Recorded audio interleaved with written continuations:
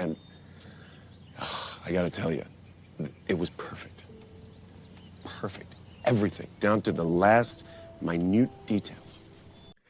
I had the enormous pleasure of watching The Odyssey in IMAX today, and it didn't disappoint. The Odyssey 2026, written and directed by Christopher Nolan, is the latest adaptation of Homer's epic poem by the same name. For this adaptation, Nolan leaned heavily on the Emily Watson translation. I had the opportunity to enjoy this version last year. I can confirm that it focuses on the emotional drama of the characters, which adds to the overall weight of Odysseus' journey back to Ithaca. The most fantastic aspect of this 3 hour journey is the fact that it is a technical masterpiece, taking into account that the entire film was shot on IMAX and there was no CGI used in its making.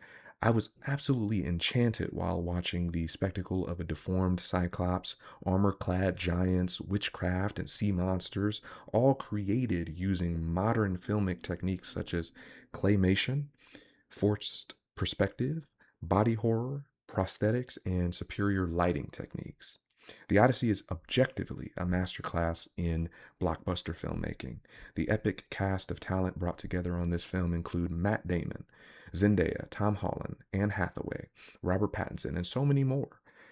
The main players bring it and add a unique flair to their respective characters. On another note, there were astonishing scene stealers in the supporting cast that include Elliot Page, Corey Hawkins, Himesh Patel, and John Leguizamo. Lupita Nyong'o's performance as Climestra and Helen of Troy was ever brief, but definitely harrowing. She seized the little screen time she was given and really shone in it.